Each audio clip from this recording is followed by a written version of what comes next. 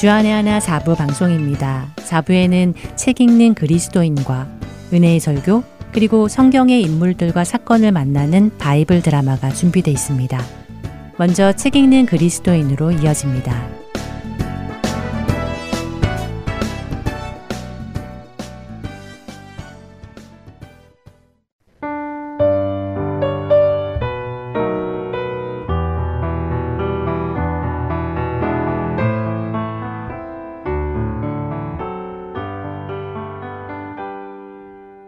애청자 여러분 안녕하세요. 성도들에게 추천해 드릴 만한 신앙서적을 읽고 내용 속에서 우리가 생각해 볼 것들을 함께 나누는 시간, 책 읽는 그리스도인 시간 진행의 정지혜입니다. 오늘부터는 여러분과 데이비드 그레고리 작가가 쓴 예수와 함께한 저녁 식사라는 책을 중심으로 이야기를 나누어 보려 합니다. 예수와 함께한 저녁 식사라는 책은 아주 작은 책으로 정말 손쉽게 읽을 수 있는 책입니다. 하지만 그 내용은 우리로 깊은 생각을 하도록 해주는 귀한 책이기도 하기에 아직 읽어보지 않으신 분들은 꼭 한번 읽어보시라고 추천해드리고 싶은 책입니다. 먼저 작가인 데이비드 그레고리에 대해 잠시 설명해드리면 데이빗은 경영학을 전공한 후에 10여 년간 경영학 전공을 살려 직장 생활을 했습니다. 그러던 어느 날 보다 본질적인 진리를 찾고 싶어 노스텍사스 대학으로 들어가 종교와 커뮤니케이션을 공부한 후에 더 깊은 공부를 위해 댈러스 신학교에 들어가 신학까지 공부하게 되지요. 그는 자극적인 소음과 인터넷이 지배하는 오늘의 문화 속에서 사람들과 대화를 하고 싶어 이 책, 예수와 함께한 저녁 식사라는 책을 썼다고 합니다. 이 책의 내용은 제목에서도 쉽게 짐작할 수 있듯이 책의 주인공이 예수님과 저녁 식사를 하는 동안 있었던 대화의 내용입니다. 물론 그런 일이 실제로 일어날 확률은 적지만 상상을 해볼 만한 일이기는 하지요. 만일 예수님께서 오늘 나라는 한 사람과 앉아 식사를 하시며 대화를 나누신다면 나는 무슨 이야기를 할 것이며 예수님은 무슨 말씀을 해주실까 생각해 보는 것은 흥분되는 일입니다. 그동안 궁금했던 많은 것들을 여쭈어 보고 싶기도 할 테고요. 그레고리 작가는 닉이라는 한 주인공을 등장시키며 그가 예수님과 저녁 식사를 하며 여러 가지 궁금한 점을 여쭈어 보기도 하고 예수님으로부터 답을 얻는 과정을 적어 나갑니다. 그 안에서 우리는 우리 각자가 가지고 있던 질문에 대한 답을 얻을 수도 있을 것이고 또한 우리 주변에 아직 믿지 않는 자들이 가지고 있는 질문에 대한 답을 얻어 그들에게 전달해 줄 수도 있지요. 물론 닉에 대한 예수님의 대답은 상상의 대답이 아니라 성경 안에서 나타난 하나님의 성품을 따른 대답들이기에 충분한 근거가 됩니다. 이 책의 주인공 닉은 셀러리맨이며 한 가정의 가장입니다. 그에게는 아내와 이제 막 2살이 된 딸 아이가 하나 있지요. 닉은 아주 바쁜 회사에 다니며 가족을 위해 열심히 일하는 바쁘게 사는 가장입니다. 닉은 믿는 사람이 아닙니다. 특히 교회에 대해 그리 좋은 감정을 가지고 있지도 않은 사람이지요. 어릴 적 어머니의 강요로 가족들이 교회를 나갔지만 별로 좋은 이미지를 얻지 못했지요. 그래도 어머니의 강요로 주일학교에 한동안 참석했고 성경에 관한 몇 가지 지식도 있는 사람이었습니다. 성인이 된 후에도 교회와는 여전히 인연이 없었지요. 지역교회 전도축제에 초청을 받아 교회를 몇 번 나가보았지만 세상 사람들과 별 차이 없는 교인들의 세속적인 모습에 실망만 하고 그 후로는 교회라는 곳에서 가지는 어떤 행사에도 참여하지 않는 사람이었습니다. 그렇게 자기 삶을 바쁘게 살아가던 닉에게 어느 날 한 통의 편지가 옵니다. 봉투를 열어보니 그 안에는 초대장이 들어있었지요. 그리고 그 초대장에는 이렇게 적혀 있었습니다. 나사렛 예수와의 만찬에 당신을 초대합니다. 밀라노 레스토랑 3월 24일 화요일 저녁 8시라고요. 초대장을 본 닉은 이것이 직장 동료들의 장난이거나 어떤 교회에서 보낸 전도용 전단지라고 생각했습니다. 그러나 교회에서 보낸 전단지라고 하기에는 다른 아무런 내용이 없었고 교회 이름도 없었기에 아니라는 생각이 들었고 분명 직장 동료들이 장난하는 것으로 생각을 했지요. 닉은 자신을 놀리려 하는 직장 동료들이 누구인지 파악해 보려고 했지만 쉽게 추측이 가는 인물이 없었습니다. 결국 닉은 초청장에 적힌 밀라노 레스토랑에 전화를 해서 누가 3월 24일 오후 8시에 예약을 했는지까지 물어보았지요. 그러나 레스토랑에서는 그런 예약은 없다는 대답만 돌아왔습니다. 결국 닉은 3월 24일 누가 이런 일을 준비했는지라도 알고 싶어서 그 시간에 식당을 찾아갑니다. 그리고 그곳에서 스스로를 예수라고 소개하는 사람을 만나 함께 식사를 하게 되지요. 스스로를 예수라고 소개하는 남자와 식탁에 앉은 닉은 이것저것을 물어봅니다. 본명은 무엇인지, 고향은 어디인지 그런 기본적인 대화를 나누면서 닉은 자신 앞에 앉아있는 그 사람이 제정신이 아닌 사람이라고 생각하지요. 이렇게 제정신이 아니라고 생각되는 그 사람과 앉아서 시작된 저녁 식사. 흥미롭지 않습니까? 누가 이런 장난을 치는 것인지 알기 위해 대화를 나누어 가던 닉은 대화를 해나가는 중에 이분이 정말 예수님이신 것을 깨달아 가게 됩니다. 그리고 이를 통해 하나님이 누구신지 그분의 사랑이 어떤 것인지 알아가게 되지요. 닉이 나눈 이 대화를 통해 닉이 하나님이 누구신지 또한 그분의 사랑이 어떤 것인지 깨달아 갔다면 그 대화를 읽는 우리에게도 같은 은혜가 임할 수 있지 않을까요? 그 마음으로 이 책을 읽어나가며 우리가 나눌 부분들을 나누어 보도록 하겠습니다. 닉이 가지고 있는 여러 가지 질문들이 결국 우리의 질문이고 그런 우리의 질문에 예수님이 답을 해주실 것을 기대해 봅니다. 아주 작은 책으로 150여 페이지밖에 되지 않는 책이기에 구하실 수 있는 분들은 구해서 먼저 읽어보시기를 권해드립니다. 책 읽는 그리스도인 다음 시간에는 예수님과 닉의 대화 내용을 살펴보겠습니다. 다음 시간에 뵙겠습니다. 안녕히 계세요.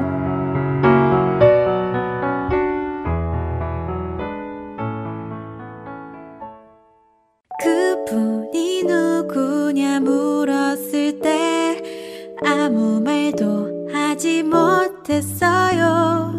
그분을 안다고 사랑한다고 말하지 못했죠. 그분 없이 살던 나의 삶 어둠 속으로 찾아오셔서 따라갈 빛 비춰주셨죠. 나 용기 내 주님 앞에 한 걸음 주님 당신을 내 맘에 모셔요. 주님 당신을 더 알기 원해요. 주님 나에게 찾아오셔서 말씀해 주세요.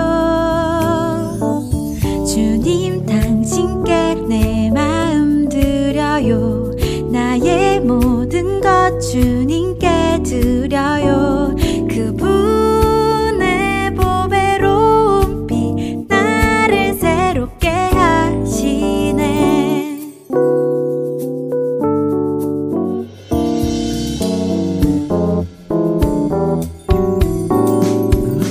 여전히 그분을 잘 몰라도 이전과 다른 것 하나 있죠. 그분을 더 알기 원하는 마음 알게 해주셨죠.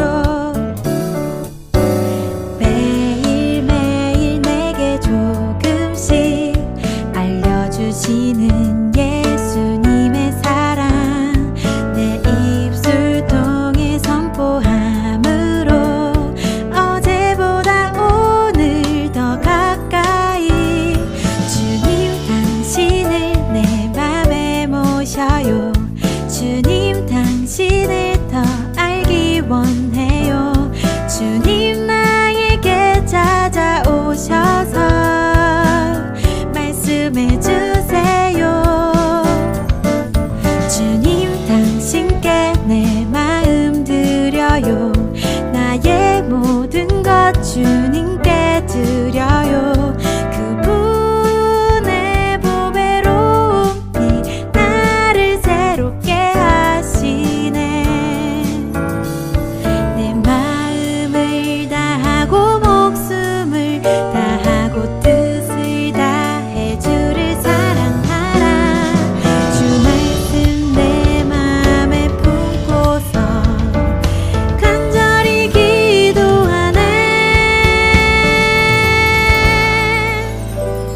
주님 당신을 내 맘에 모셔요.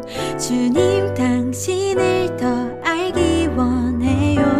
주님 나에게 찾아오셔서 말씀해 주세요. 주님 당신께 내 마음 드려요. 나의 모든 것 주님께 드려요. 그분의 보배로움이 나를 새롭게 하시네.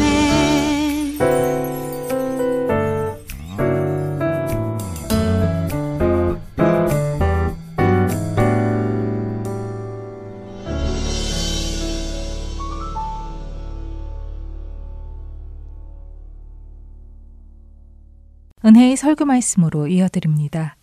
오늘은 서울 세문안교회 이상학 목사님께서 마가복음 16장 9절에서 18절을 본문으로 부활절 하나님의 대반전을 믿으라 라는 제목의 말씀 전해 주십니다. 은혜의 시간 되시길 바랍니다. 할렐루야. 우리 예수님 부활하셨습니다. 죄와 죽음과 원수의 권세를 깨치시고 우리 예수님 다시 살아나셨습니다. 그래서 우리 성도들이 오늘 이 날이 되면 온 교회는 기뻐하고요. 또 부활하신 예수님이 빛나는 광채로 제자들에게 나타나셨듯이 성도들이 오늘은 그동안 장롱 속에 넣어놨던 하얀 옷 입고 오는 날입니다. 오늘 시커먼 옷 입고 오신 분들은 회개하셔야 돼요. 오늘은 하얀 옷 입고 오는 날이에요. 그리고 우리 교회학교 다니는 학생들은 부활의 상징으로 온갖 종류의 계란을 만들어서 교회 식구들 또 이웃들과 나눕니다. 그런데 가만히 보면 그 뒤에 다른 것이 없어요. 예수 부활하셨다. 너무 감격스럽고 너무 감사해요. 그런데 그게 어쩌다는 것입니까? 예수 부활하셔서 내 인생에 뭐가 달라진 게 있나요? 이미 죄 용서는 십자가로 받았는데 달라진 게 있나요? 오늘은 이 부분에 대해서 좀 말씀을 나누고자 합니다. 오늘날 전 세계 교회 안에서 초대교회에 대한 관심이 증폭하고 있습니다. 이유가 있습니다. 이 초대교회가 가지고 있는 독특한 매력 때문이에요. 많은 사람들이 초대교회를 보면서 질문합니다. 도대체 초대교회는 어떻게 해서 영적으로 세계를 제패하게 되었을까? 어떻게 교회의 삶을 살아냈기에 그 막강한 로마 제국의 견제와 박해를 뚫고 대반전을 이루어내어서 그레코 로만 문명과의 각축에서 승리할 수 있었을까? 그리고 로마 제국 자체를 완전히 매료시킬 수 있었을까? 하는 것입니다. 연구에 의하면 초대교회가 빠른 시일에 놀랍도록 주류 종교로 부상한 원인을 크게 두 가지로 듭니다. 첫째로는 다른 종교의 추종을 불허하는 탁월한 영성과 도덕성이에요. 사람들이 가만히 보니까 이 기독교가 가지고 있는 영성과 도덕성이 당시 부패했던 로마 제국을 새롭게 할 수 있는 거의 유일한 탈출구로 보였습니다. 둘째 원인이 조금 묘합니다. 1세기에서 3세기의 지중해 세계는 전염병으로 인해서 사회적 혼란이 극심했습니다. 주후 165년 처음 전염병이 돌았는데 그 후 거의 200년 가까이를 사람들이 이 전염병에 시달렸습니다. 이로 인해서 로마 세계에 있는 주요 도시들은 거의 초토화되다시피 했습니다. 여러분, 전염병이 이게 오늘날 같은 전염병이 아니에요. 오늘날은 의학이 발달하고 온갖 종류의 약이 발달해서 전염병이 나도 어느 정도 사람들의 목숨을 건지고 대부분은 다 사는데 이 당시에 전염병이 한 번 돌면 그것은 곧 집단적인 죽음을 가져오는 병이었습니다. 사람들이 얼마나 불안해하고 두려워했겠습니까? 미래가 절망스럽다 못해서 암담하게 느껴졌겠지요? 그런데 이 거대한 세기말적 암흑시대 한복판에서 전혀 흔들리지 않고 의연하게 대처하는 일군의 사람들이 있었던 거예요. 이들은 가족들까지도 포기하고 도망가는 전염병 걸린 사람들을 살펴주고 치료해주고 섬기는 것입니다. 바로 그리스도인들이었습니다. 사람들이 이들이 처신하는 것에 깜짝 놀라는 것을 넘어서 거의 전율하게 됩니다. 끝에 반전이지요. 이들은 자신들과는 전혀 다른 세계관을 가지고 사는 거예요. 이들 안에 뭐가 있었느냐? 내세적 부활신앙입니다. 근데 이 내세적 부활신앙이 우리가 지금 갖고 있는 내세적 부활신앙과는 좀 결을 달리 했습니다. 우리가 가지고 있는 내세적인 부활신앙은 죽어서 벌받지 않고 천국 간다. 그러니 우리는 현실에서 안심하고 살자. 이렇게 생각하는데 이들이 가지고 있는 내세적인 부활신앙은 이것이 아닙니다. 이 현실이 전부가 아니고 끝이 아니다. 우리는 죽으면 반드시 하나님 앞에 서게 될 것이다. 그러니 이 현실의 어려움과 고통에 함몰되지 말자. 하나님 앞에 발견될 그날을 기억하면서 우리가 그리스도인답게 살자. 이렇게 생각한 거예요. 죽으면 천국 갈 것이니까 두려워하지 말고 이 전염병에 걸린 사람들을 살피고 돌보자. 그러니까 내세적인 부활신앙이 도덕적인 종말론적 삶과 연결이 된 것입니다. 그래서 현실에서 두려워하지 않고 오히려 현실에 고통하는 사람들을 끌어안고 살피는 선한 삶으로 나타나는 것입니다. 고대 전염병인 연구가 칼 하퍼가 이렇게 말을 합니다. 그리스도인들은 전염병까지도 긍정적인 과정으로 보았다. 현세는 본래 덧없는 것이며 더 큰 이야기의 일부라고 보았다. 그리스도인들에게 중요한 것은 삶을, 그 방향을 더 큰 이야기, 더 우주적인 이야기, 영원한 이야기 쪽으로 맞추는 것이었다. 이렇게 그들은 이 세상에 살며 고통을 경험하면서도 더 큰 이야기 속에서 남을 사랑했다. 그러니까 내세에 대한 믿음이 이 현실을 도피하게 하는 것이 아니고 오히려 현실을 변화시키는 동력으로 작용한 것입니다. 초대교회 성도들 안에는 강력한 확신이 있었어요. 내 인생이 끝나는 날 나는 반드시 죽어 천국에 가게 될 것이고 하나님 앞에 서게 될 것이다. 천국 소망의 확신이에요. 우리 성도님들도 이 천국 소망의 확신 가지고 계시죠? 이 소망을 가지면 어떻게 되냐? 세상의 잘못된 가치관에 자신을 오염시키지 않아요. 잠시 잘못된 가치관에 발을 들여놨다가도 하나님 앞에 내가 서는 날이 있다는 걸 알기 때문에 화들짝 깨어나게 됩니다.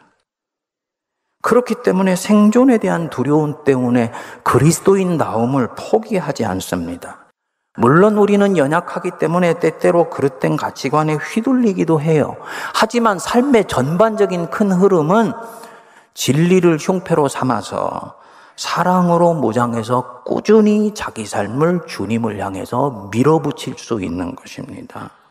이 영혼의 닷을 내세에 대한 소망에 깊이 뿌리 내렸기 때문에 엄청난 박해를 그 안에서 이겨내고 초국합니다. 그리고는 전염병에 시달리는 세상을 오히려 끌어안고 섬기는 거예요. 그 얼굴에 기쁨과 평안이 흘러 넘칩니다. 그러니까 이들을 보면 완전히 다른 세계에 사는 사람들이고 완전히 다른 인생관과 세계관과 우주관으로 무장한 채 살아가는 사람들로 보이지요. 안 믿는 이 그레코 로만 세계 사람들이 너무나 이들이 이상하면서도 기이하고 매력적이니까 묻는 거예요. 도대체 당신들 속에 무엇이 있기 때문에 이렇게 살 수 있는 거요? 무엇이 당신들로 하여금 이런 놀라운 삶을 가능하게 합니까? 이 반전이에요. 박해를 하던 자들이 박해를 당하는 자들을 존경하고 있는 겁니다. 이들이 대답하지요. 그리스도 예수께서 우리를 위하여 죽으시고 마침내 부활하셨습니다. 그분이 세상을 이기셨습니다. 그렇기 때문에 우리가 그분을 믿으면 우리도 이 세상을 이깁니다. 당신들도 세상에 끌려다니지 않고 세상을 이기는 사람으로 살아갈 수 있습니다. 이 사람들이 이 얘기 듣고 자동적으로 반응합니다. 나도 그 그리스도 예수 소개해 주세요. 나도 그분 믿겠습니다. 이렇게 해서 초대교회 사람들이 이 세상을 내적으로 감동시키고 외적으로는 변화시킨 것입니다.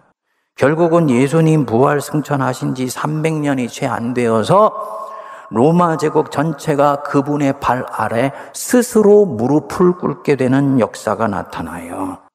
이 모든 신앙의 삶 한복판에 부활 신앙이 있어요. 예수께서 부활하셨다. 그가 죄와 죽음과 원수의 권세를 꺾으시고 부활하셨다. 이 단순하고도 명료한 확신이 자리 잡고 있습니다. 예수 부활하셨다는 이 단순하고 담백한 진리가 어떻게 그것을 믿는 사람들을 실제로 믿음으로 살아내게 만들어주는지, 세상을 뒤흔들어서 하나님의 나라가 실제로 이 땅에 오게 하는지를 초대교회 성도들은 보여준 거예요. 성도님들, 이 부활신앙 있으십니까? 진정으로 예수께서 나를 위해 죽으셨다가 3일 만에 부활하신 것 믿으세요? 많은 성도들이요, 이 부활신앙을 믿지 않습니다. 세상 사람들은 과학적으로 맞지 않으니까 안 믿는 것 이해가 되는데, 제가 목회하면서 보니까 성도인데도 부활신앙을 안 믿어요. 제가 이렇게 얘기를 하면 여러분들 안에 반론이 나오지요. 목사님, 저 부활신앙을 믿습니다. 진정 예수님이 죽었다가 다시 살아나신 것을 믿습니다. 그런데요, 그 믿음, 진정한 믿음입니까? 아니면 믿어야 하기 때문에 믿는 것입니까? 교회가 세례받을 때 믿으라 하니까 믿는다고 그냥 고백하는 것입니까? 오늘 본문에 보면 예수님 제자들도 예수님 부활하실 때 이를 믿지 않았습니다. 10절에 보니까 막달라 마리아가 제자들에게 우리 예수님 부활하셨어요 하고 알렸습니다. 얼핏 생각해보면 이 좋은 소식을 얼른 받아들일 것 같은데 그렇지를 않아요. 11절을 보니까 제자들이 듣고도 믿지 않습니다. 왜 안 믿겠습니까? 사람이 죽으면 그것으로 끝이지 다시 살아난다는 것은 상식적으로도 이성적으로도 합리적으로도 맞지 않다고 보는 거예요. 오늘로 치면 과학적으로 있을 수 없다는 거지. 13절에 보니까 우리 예수님이 이제 엠마오로 가는 두 제자 앞에 나타났어요. 그래도 역시 믿지 않습니다. 뭐냐? 안 믿기로 작정한 거예요. 그런 일은 일어날 수 없다고 결정한 것입니다. 14절에 이제는 우리 주님이 11 제자들에게 나타났습니다. 우리 같이 한번 읽어보겠습니다. 그 후에 11 제자가 음식 먹을 때 예수께서 그들에게 나타나사 그들의 믿음 없는 것과 마음이 완악한 것을 꾸짖으시니 이는 자기가 살아난 것을 본 자들의 말을 믿지 아니함일러라. 믿음이 없는 것, 헬라어로 아피스티스인데요. 그냥 믿음이 없는 것이 아니고 두 가지 뜻이 있습니다. 첫째로는 믿음을 적극적으로 거부하거나 배척하는 것. 분명히 증거가 있는데도 안 믿기로 작정하거나 안 믿기로 결정해버리는 것입니다. 자기 신념과 가치관과 맞지 않으니까, 그래서 증거가 있고 팩트인데도 안 믿기로 작정해요. 불신자들이 예수 부활을 이렇게 보지요. 우리가 상식적으로 생각하고 합리적으로 판단해 보면 예수 부활은 역사적으로 팩트, 사실일 수밖에 없어요. 예수 부활을 빼고 나면 복음서의 마지막과 사도행전이 연결이 되지 않습니다. 스승인 예수님이 십자가에 못 박히실 때 한 명의 제자는 예수님 팔고 나머지 11명은 스승 버리고 다 도망갔습니다. 이들은 스승이 십자가에 못 박혔다는 것을 간접적으로 소식으로 듣게 됩니다. 그것으로 사실 예수 운동은 끝이에요. 제자들은 스승 다 버리고 도망갔어요. 더 이상 승계가 일어나지를 않습니다. 제자들이 그 스승의 사상이나 정신을 전할 수 있는 능력도 의지도 없습니다. 그래서 스승 버리고 도망갔던 거예요. 그런데 이 제자들이 사도행전에 보면 자기들이 버리고 도망했던 스승을 주님이라고 목숨 걸고 전하기 시작해요. 그 서슬퍼런 예루살렘 유대인들 한복판에서 예수가 그리스도라고 전합니다. 그리고는 엄청난 박해와 핍박을 기꺼이 감수합니다. 나중에는 사도 요한 하나 빼고는 다 박해를 받아 죽습니다. 어떻게 여러분 이게 연결이 됩니까? 제가 조직사회학 공부할 때 보니까 이 조직사회학의 원리로 치면 예수 운동은 이미 예수님 죽을 때 끝이 났어요. 조직은 거기서 와해되어 버렸습니다. 그런데 이 조직이 다시 재형성되어서 교회로 태어난다? 이건 흩어졌던 조직을 다시 모으는 강력한 외적 힘이 이들에게 가해지지 않았다면 불가능한 일이에요. 거기다 죽을 때 버리고 도망했던 스승이 메시아라고 전한다? 이들이 실제로 뭔가를 보지 않았다면 이런 일은 절대로 일어날 수가 없습니다. 뭐냐? 죽은 줄 알았던 예수가 실제로 부활한 것을 이 제자들이 눈으로 목격했던 거예요. 그러니까 예수 부활은 팩트예요.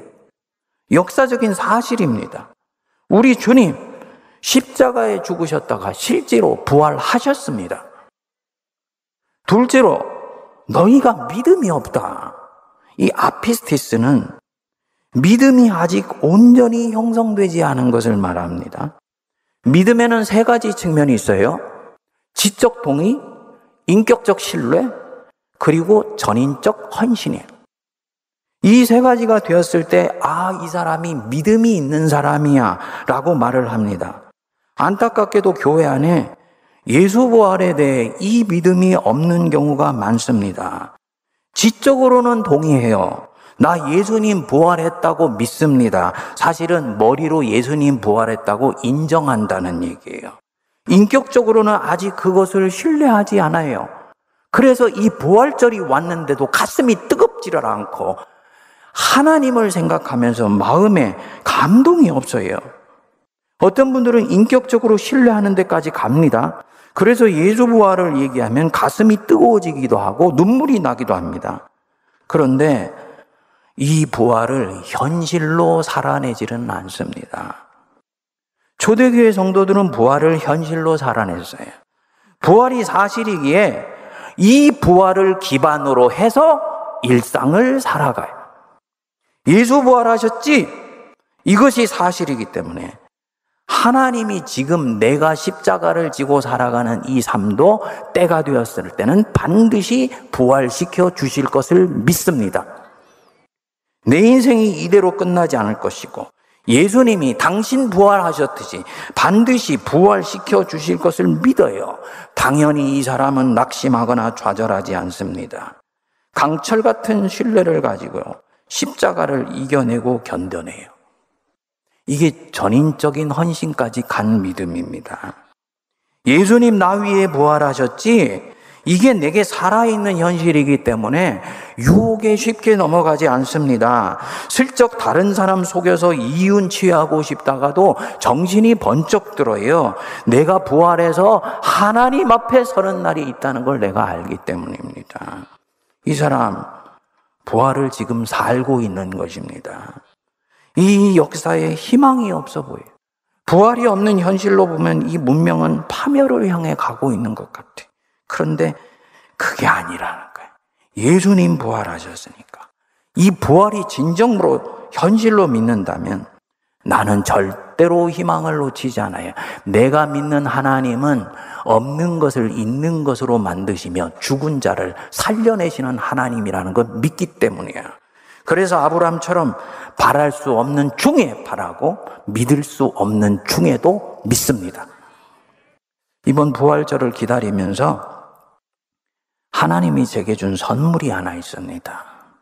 여러분, 목사로서 대단히 부끄러운데요. 저는 여태까지 어느 순간부터인지 지금 가고 있는 이 역사에 대해서 희망을 갖지를 않았습니다. 이 문명의 미래에 대해서, 우리 대한민국의 앞날에 대해서 희망이 별로 보이지를 않더라고요.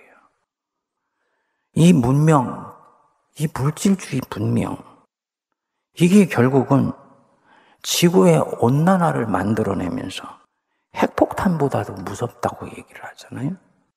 그런데 누구도 이 걸음을 멈추려고 하지를 않아요. 20, 30년 전만 하더라도 세계에 있는 지도자들이 모여서 지구의 온난화를 막기 위해서 국리를 하고 아젠다들을 만들었는데 세계 지도자들은 이미 손을 놓은 지 오래됩니다. 코로나가 생태계를 파괴하여서 온 것이라는 건 이제 우리가 다 압니다. 처음 코로나가 왔을 때만 하더라도 이게 과연 지속 가능한 삶의 방식인지에 대해서 서로 질문했는데 코로나 3년이 지나고 엔데믹이 다가오니 우리는 지난 3년에서 아무것도 배운 것이 없어요. 내 후손들이 살아남기 힘든 삶의 방식인데도 탐욕스럽게 계속해 가는 거예요. 교회는 아예 이 물질주의의 탐욕을 제어하려고 하기는커녕 오히려 부채질하는 듯이 보입니다. 여기에 AI가 끼어들어온 거예요. AI가 언젠가는 인간의 통제를 벗어나서 인류를 통제하게 될 수 있다고.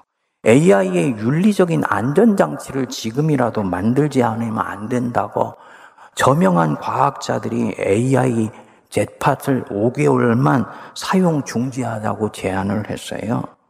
근데 듣지 않습니다. 멈추는 순간 경쟁에서 뒤처진다고 보니까. 이건 역시 탐욕이에요. 도대체 이 역사의 끝에 희망이 보이지를 않더라고요. 우리 대한민국을 보면 더 그렇지. 총성만 없을 뿐 우리는 완전히 이념의 전쟁을 치르고 있습니다. 어떻게 같은 사실을 보고 너무나 다른 해석이 나옵니까? 저출산 고령화로 인해서 1년에 경북 영주시만한 도시가 5개, 6개가 사라져 가는데도 서로 싸우느라고 길을 찾지를 못합니다. 솔직히 얘기하면 역사에 소망이 없어 보이더라고요. 그런데 이번에 부활절 말씀을 준비하면서 제가 예수 부활을 진정으로 믿고 있지 않았구나 라는 것을 깨닫게 된 거예요. 예수 부활을 개인의 차원에서는 믿지요. 그런데 이 예수 부활이라는 것은 한 사람이 인생을 바라보는 것을 뛰어넘어서 세계를 보고 역사를 보고 우주를 바라보는 전혀 새로운 관점과 연결되어 있다는 것을 놓치고 있었던 것입니다. 예수 부활을 믿으면 세상이 다르게 보이고 세상을 다르게 살게 됩니다. 여러분, 예수께서 부활하셨다. 그분이 죄와 사망과 마귀의 권세를 꺾으시고 부활하셨다. 이게 내게 진짜 사실이면요. 부활 전과 부활 후의 세상은 다른 세상이에요. 동의하십니까? 부활 전의 세상, 죄와 마귀와 사망의 힘이 기승을 부렸던 세상이에요. 그런데 예수께서 이것들에 져서 죽으신 줄 알았는데 부활하셨어요. 예수님이 이기신 거예요. 그래서 이제 이 세상은 더 이상 부활 전의 세상이 아니에요. 새로운 세상이 실제로 시작된 거예요. 사도 바울이 그래서 에베소 교인들에게 기도한다고 여겨요. 하나님께서 너희의 눈을 밝히 뜨게 하사 하나님의 능력의 그 크고 깊고 놀라운 것을 보게 하시기를 원하노라. 그러니까 이 세상은 더 이상 부활 전의 세상이 아니고 하나님의 나라가 실제로 여기 지금 시작된 것입니다. 팀 켈러가 이 부분을 아주 재미있게 표현했더라고요. 미래에 완성될 하나님의 나라가 지금 여기에 발을 들여놓은 것이다. 여러분 믿으십니까? 하나님의 나라가 정말로 지금 여기에 시작된 것을 믿으세요? 그러면 역사가 때로는 거꾸로 가는 것 같고 초대교회 때 전염병 돌듯이 도대체 온 세상이 암흑인 것 같아도 하나님의 나라는 결국 부활을 믿는 사람들을 통해서 이 땅에 전진하는 것입니다. 그런데 하나님이 우리에게 주신 이 은혜를 놓치는 거예요. 희망이 없어 보인다. 초대교회 때도 희망이 없어 보였어요. 중세 때도 그랬어요. 그런데 하나님이 이 암흑을 오히려 반전의 계기로 삼으셔서 역사를 새롭게 하셨습니다. 인류의 미래, 누가 뭐라 그래도 살아계신 하나님 때문에 소망이 있다는 걸 믿을 수 있는 것입니다. 제가 이번에 이 부활절 준비하면서 이게 진짜로 믿어지더라고요. 얼마나 믿음 없는 저를 회개하고 믿음 주신 것에 감사했는지. 그렇게 보니까 목회하면서 하고 싶은 것이 너무너무나 많아졌어. 새롭게 무엇인가가 보이기 시작한 것이죠. 여러분, 우리 하나님은 역사를 반전시키는 하나님입니다. 인생을 반전시키는 분이세요. 어둠 속에서 빛을 만들어내십니다. 역경 속에서 오히려 보석 같은 인생을 빚어내세요. 조개는 모래가 만들어내는 그 아픔 때문에 그것을 뱉어내려고 진액을 뿜어내는데 그것이 나중에 진주가 되지요. 그 인생의 반전이에요. 우리 공동체에 있었던 좋은 이야기 하나 하고 마치겠습니다. 지지난주에 제가 예수 이름의 능력이라는 제목으로 설교를 하고 났을 때 집사님 한 분으로부터 카톡을 받았습니다.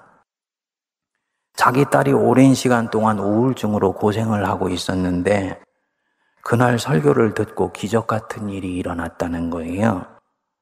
따님이 그동안 방에서 나오지도 않고 교회도 나오지를 않다가 몇 주 전부터 교회를 나가봐야 되겠다 하는 마음을 품었대요. 그리고 지지난주 예배를 드리는데 예배 중에 그러더라 합니다. 그렇게 울더래. 끝나고 나서 너 도대체 무엇 때문에 울었니? 하고 물었더니 딸이 그러더라 합니다. 엄마, 나도 하나님께 사랑받고 있는 것 같아. 목사님 설교 들으면서 내 인생이 이대로 우울증 앓으면서 끝나지 않을 것 같다는 소망이 생겼어. 이 엄마가 너무 기쁜 소식이니까 목사님께 전해드리고 싶다고 메시지를 보낸 거예요. 정말 그 메시지를 보는데 가슴이 터질 듯 기쁘더라고요. 예수님이 수가성의 여인이 당신 만나서 회심하고 난 뒤에 물동이를 버려두고 메시아를 만났다고 동네로 가지요. 주님이 그 뒷꼭지를 바라보셨어요. 때마침 제자들이 식량을 가지고 왔는데 주님이 배부르다 그러신 거예요. 누가 우리 주님께 식량을 드렸는가? 예수님이 말씀하셨죠. 나를 보내신 이의 뜻을 이루는 것이 나의 양식이니라. 그러니까 하나님의 뜻이 한 사람 인생 안에서 이루어지는 것을 목격할 때 그 안에 엄청난 영적인 포만감이 있는 것입니다. 그 포만감이 뭔지 알겠더라고요. 그 집사님한테 답장을 했습니다. 따님 한번 데리고 기도받으러 오시라고. 결국 목양실에서 만났어요. 참 얘기를 들어보니까 원인을 알 수 없는 우울증을 8년을 앓았더라고요. 그러니까 우울증 약을 먹어도 듣지를 않는 거예요. 얘기를 다 들어주고 몇 가지를 짚어주니까 이 자매가 그래요. 목사님, 이렇게 원인을 모르는 우울증으로 지난 몇 년간을 고생했는데 뜻이 있을지도 모른다는 생각이 처음으로 듭니다. 이번에 제가 공모전에 글을 하나 냈는데 제 아픔을 글로 써서 표현하고 싶다는 생각이 들었습니다. 제가 그때 조개가 진액으로 진주 빚어내는 얘기를 이 자매한테 해주었습니다. 잘 토닥여주고 기도하고 보냈는데 그 가는 자매 뒷꼭지를 보는데 소망이 생기더라고요. 정말 뜻이 있을지도 모르겠다. 뜻이 정말 있으시면 좋겠다. 나중에 이 자매가 사연과 함께 글을 보냈어요. 자기가 요즘 새로운 전환점에 서 있는 것을 느낀다고 보내준 글을 읽어보니까 정말 8년 이상을 어둠을 지나면서 자기 자신과 씨름했던 사람만이 쓸 수 있는 내면의 언어로 아주 보석처럼 글들이 엮여져 있더라고요. 하나님이 이 자매의 인생을 이렇게 해서 부활시키시는 것이구나. 저는 그렇게 하실 줄로 믿습니다. 어둠 속에서 빛으로 대반전의 시간이 다가오고 있는 거죠. 사랑하는 여러분, 우리 예수님 부활하셨습니다. 내 인생이 어떤 상황에 처해 있든지, 어떤 아픔을 겪고 있든지, 내가 부활하신 예수님 끝까지 놓치지 않으면 우리 예수님이 당신이 가진 그 부활의 능력을 당신 붙드는 우리에게 쏟아 부어 주실 줄 믿으시기 바랍니다. 예수님이 완전히 부활하시자. 예수님 부활 때문에 제자들의 인생도 완전히 부활했어요. 지난 3년 동안 헛고생하면서 쫓아다닌 줄 알았어요. 예수님이 십자가에 죽으실 때 자신들의 인생도 완전히 땅에 묻혀버렸다고 생각했어요. 그런데 그 예수님이 부활하셨어요. 그 순간 제자들의 죽었던 모든 인생도 전부 다시 살아나는 거예요. 인생의 모든 부질없었던 그 파편들이 씨줄과 날줄로 연결되어서 부활하여서 내게 선연한 영광의 강체로 다시 살아난 것입니다. 초대교회 전염병 오히려 반전의 계기로 삼으셔서 하나님이 교회에 능력 베풀어 주셨죠. 이 하나님의 능력 믿으시기 바랍니다. 제가 말한 그 자매 8년 동안 우울증을 앓으면서 인생을 놓아버리고 싶은 유혹을 얼마나 많이 겪었겠습니까? 그런데 그 길로 가지 않고 견디고 또 견딘 거예요. 어느 날 하나님이 그 마음속에 생각을 불어넣어 주셔서 교회 나가고 싶어 하는 마음이 찾아오게 하시고, 그날 설교를 들을 때 때마침 이 아둔하고 어눌한 설교자의 스쳐 지나가는 단어 하나 속에서 이 자매에게 인생의 소망을 불어넣으신 것이지요. 그리고 하나님이 쓰시려고 이 고통 허락하셨는지 모른다. 인생의 소망을 처음으로 빛으로 보게 된 것입니다. 우리 모두에게도 이런 때 허락하시는 줄 믿습니다. 힘들 때는요, 나를 위해 죽으시고 부활하신 예수님 생각하세요. 왠지 놓아버리고 싶고 괜히 포기해버리고 싶고 무엇인가 철봉에 매달려 있는 내 손을 탁 던져버리고 싶다. 원수가 주는 생각이라고 받아들이셔도 됩니다. 그리고 이 원수가 주는 생각과 다른 방향으로 가는 것이 성령이 이끄시는 방향이에요. 그래서 사도 바울이 고린도전서 15장 부활장 마지막 절에서 말씀하지요. 사랑하는 나의 형제들아, 견실하며 흔들리지 말며 주의 일에 더욱 힘쓰는 자들이 되라. 이 얘기를 듣고 있는 사람들은 견실할 수 없고 흔들리고 있으며 주님 손 놓아버리고 싶다라는 것 바울은 알고 있어요. 하지만 예수님이 너희 인생 위해서 승리 이미 주시겠다고 하시지 않았냐. 그러니까 너희는 견실하고 흔들리지 말며 주의 일에 더욱 힘쓰는 자들이 되라. 마지막 말씀이 기가 막히죠. 이는 너희 수고가 주 안에서 헛되지 않은 줄 알미라. 너희 수고 헛되지 않다. 주님이 다 지켜보시고 계시고, 너희들이 부활해서 하나님 앞에 섰을 때 너희들이 했던 모든 수고에 합당하게 하나님이 상 내려주신다. 너희 수고가 헛되지 않은 줄 알미라.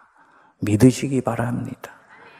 이때까지 조금만 힘들면 놓아버리려고 하고 조금만 어려우면 자기 연민에 빠졌던 분들 스스로 한번 생각해 보십시오.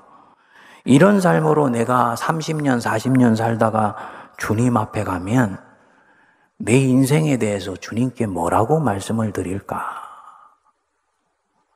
주님 앞에 부끄러운 구원, 벌거벗은 구원 받지 않고 하나님이 내게 수여주시는 생명의 면류관 쓰고 주님 앞에서는 은혜가 임하게 되기를 바랍니다.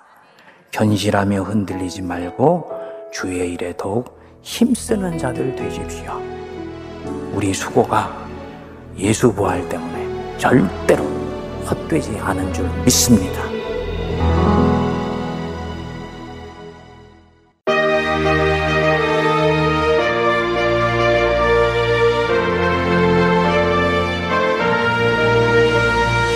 우리를 죄에서 구하시려 주 예수 십자가 지셨으니 기쁘게 부르세 할렐루야 나 구원 얻었네. 찬송하세 찬송하세 주님 나를 구하셨네. 찬송하세 찬송하세 주가 구원하셨네. 우리를 주께서 구했으니 이전에 행하던 악한 일과 주하고 더러운 모든 죄를 온전히 버렸네. 찬송하세 찬송하세 주님 나를 구하셨네. 찬송하세 찬송하세 주가 구원하셨네. 나 지금 죄에서 사함받아 거룩한 백성이 되었으니 이 육신 장막을 벗을 때도 겁날 것 없겠네. 찬송하세 찬송하세 주님 나를 구하셨네. 찬송하세 찬송하세 주가 구원하셨네.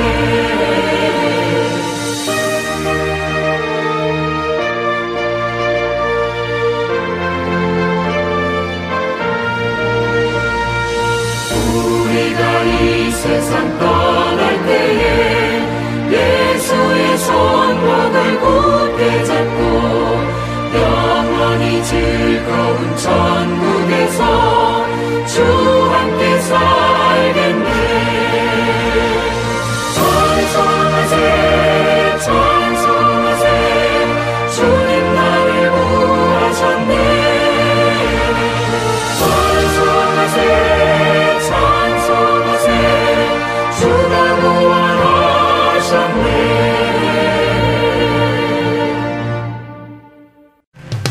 These are the days of Elijah, declaring the word of the Lord. 안녕하세요. 저는 지난 2014년부터 뉴저지 포트리 한아름과 한남 체인의 복음방송 CD를 공급하고 있는 정요셉 봉사자입니다.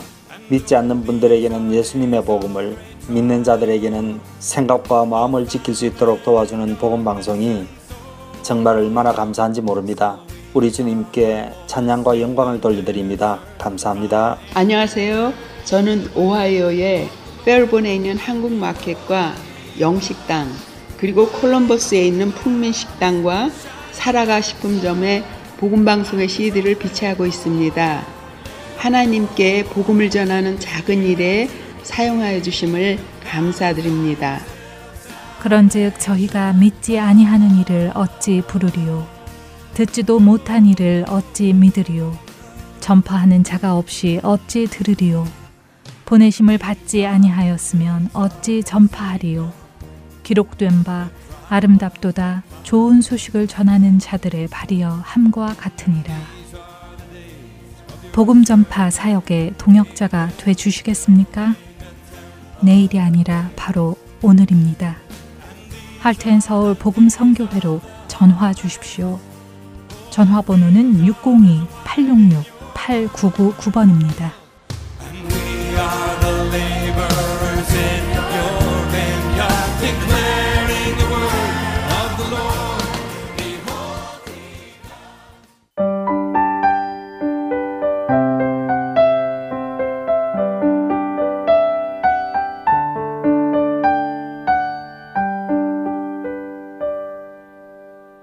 계속해서 바이블 드라마로 이어집니다.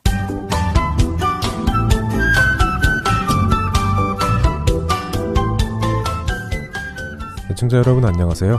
바이블 드라마 사무엘편 진행의 박윤규입니다. 아버지 다윗 왕에게 반역을 꾀하기 위해 고위 관리들 200명을 불러 헤브론으로 간 압살롬. 그는 자신의 부하들을 시켜 이스라엘 12지파로 보내고는 자신의 신호가 떨어지면 압살롬이 헤브론에서 왕으로 세워졌다는 선포를 하라고 시켰죠. 하지만 압살롬을 따라 헤브론으로 온 200여 명의 고위 관리들은 압살롬의 이런 계략을 전혀 모르고 있었습니다. 압살롬은 그들을 향해 입을 엽니다. 자, 여러분, 제 말을 잘 들으시기 바랍니다. 오늘 제가 여러분을 여기까지 오시도록 한 이유가 있습니다. 물론 제가 하나님께 선한 것이 있어서 그 약속을 지키기 위해 온 것이지만 그 약속은 바로 무능한 제 아버지를 대신하여 이제는 제가 이스라엘의 왕이 되어야 하겠다는 것입니다. 여러분들도 아시다시피 제 아버지 다윗 왕이 언제부터인가 나라를 제대로 다스리지 못하고 계십니다. 하긴 자신의 장남이 여동생을 강제로 욕보였는데 이제 여러분이 저를 도와주신다면 제가 우리 이스라엘을 다시 새롭게 세워나가겠습니다. 어떻습니까? 압살롬의 말에 모였던 사람들은 잠시 놀랐지만 그동안 압살롬이 사람들의 마음을 많이 얻었기에 분위기는 압살롬을 따르는 쪽으로 흘러갔습니다. 특히 다윗 왕의 자문관으로 섬기던 사람 중에는 아히도벨이라는 사람이 있었습니다. 아히도벨은 다윗의 아내가 된 왕비 밧세바의 할아버지였죠. 그는 그런 인맥으로 인해 다윗에 의해 자문관의 자리에까지 앉은 사람인데 그럼에도 불구하고 다윗을 배반합니다. 자, 여러분, 놀라실 것이 없습니다. 저는 여러분이 아시다시피 다윗 왕의 왕비 밧세바의 아레비올시다. 그러니 다윗 왕은 나의 손녀 사위이지요. 하지만 내가 보니 우리 손주 사위 다윗이 요즘 별로 하는 것이 없더군요. 내가 인맥으로 따지면 당연히 우리 손주 다윗 왕의 편을 드는 것이 마땅하겠지만 나는 정의로운 사람이므로 그런 인맥에 연연하지 않고 우리 압살롬 왕자를 지지합니다. 그가 앞으로 우리 이스라엘을 잘 다스려 나갈 인재라고 나는 믿소. 이제 나는 우리 압살롬 왕자를 왕으로 모시겠소. 다윗 왕의 고문관이며 밧세바의 할아버지인 아히도벨이 이렇게 공식적으로 압살롬을 지지하자 그곳에 모인 사람들도 압살롬을 지지하기 시작합니다. 압살롬 왕자님이 이스라엘의 왕이 되셨다. 압살롬 왕이시여, 우리를 다스려 주옵소서. 헤브론에서 이렇게 사람들이 압살롬을 지지하자 나팔 소리가 이스라엘 전체로 부러지기 시작하며 압살롬이 명령한 대로 압살롬의 부하들이 이스라엘 12지파에게 압살롬이 왕이 된 것을 선포했습니다. 그동안 압살롬에게 마음을 빼앗겼던 사람들은 압살롬이 왕이 된 것을 적극 환영하며 그를 칭송하기 시작했지요. 한편 이 소식이 예루살렘에 있는 다윗 왕에게도 전달됩니다. 다윗 왕이시여, 다윗 왕이시여, 큰일 났습니다. 무슨 일이요? 헤브론에 가셨던 압살롬 왕자님께서 그곳에서 왕으로 세움 받으셨습니다. 그리고 이스라엘 백성들의 마음이 압살롬 왕자에게 쏠리고 있습니다. 무엇이라고요? 내 아들 압살롬이 나에게 반역을 했다는 것입니까? 이 녀석이 그런 생각을 가지고 있었군. 이를 어쩐다. 군대를 모아 아들과 싸우자니 그것은 안 될 일인 것 같군. 하는 수 없구나. 싸움을 피할 수밖에. 여러분들은 들으십시오. 여러분이 나 다윗을 따르겠다면 이제 저와 함께 이곳을 떠나 잠시 피신합시다. 압살롬과 그의 사람들이 곧 이 예루살렘으로 들어올 텐데 나를 따르는 모든 신하들을 살려두지 않을 것입니다. 그러니 어서 피난 준비를 하시오. 다윗의 말에 다윗의 신하들은 다윗에게 충성을 약속하며 다윗과 그 가족을 모시고 예루살렘 성을 떠납니다. 하지만 다윗의 후궁 10명은 성에 남겨두고 성을 지키도록 하였습니다. 다윗이 이렇게 피난길에 오르자 다윗을 존경하던 예루살렘의 백성들은 길에 나와 그의 가는 길을 슬피 울며 떠나보냅니다. 이때 제사장 사독이 레위인들과 함께 하나님의 언약궤를 가지고 나와 다윗을 따르기 시작합니다. 이 모습을 본 다윗이 사독 제사장에게 말합니다. 사독 제사장님, 하나님의 언약궤는 다시 성 안으로 모시고 가십시오. 제가 만일 여호와 하나님으로부터 은혜를 입는다면 나를 다시 예루살렘으로 보내시고 하나님의 임재가 있는 언약궤를 보게 하실 것입니다. 그러니 사독 제사장님은 아드님들과 함께 이 성에 남아 계시다가 내게 알려야 할 일이 있으면 알려주시기 바랍니다. 제가 광야로 가는 나루터에서 소식을 기다리고 있겠습니다. 돌아와도 된다면 알려주시고 아니라면 저는 강을 건너 광야로 피신하겠습니다. 이렇게 하여 다윗은 언약궤를 예루살렘에서 떠나지 못하게 하고는 백성들의 울음소리를 뒤로하며 600여 명의 군사와 자신의 가족들 그리고 신하들과 함께 광야로 가는 피난길에 오릅니다. 바이블 드라마 사무엘 편 다음 시간에 뵙겠습니다. 안녕히 계세요.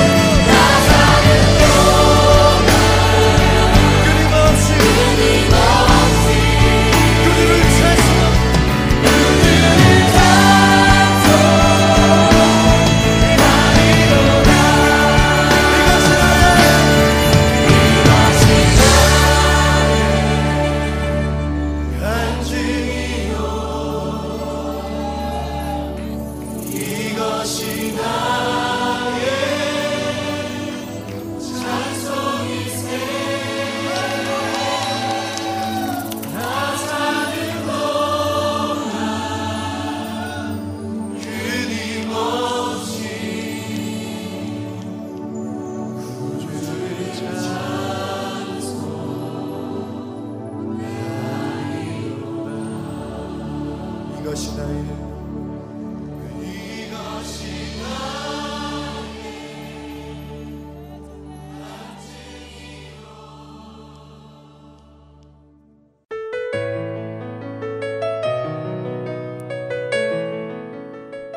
주안의 하나 4부 준비된 순서는 여기까지입니다. 주님을 더 사랑하는 한 주 되시길 소망합니다. 안녕히 계세요.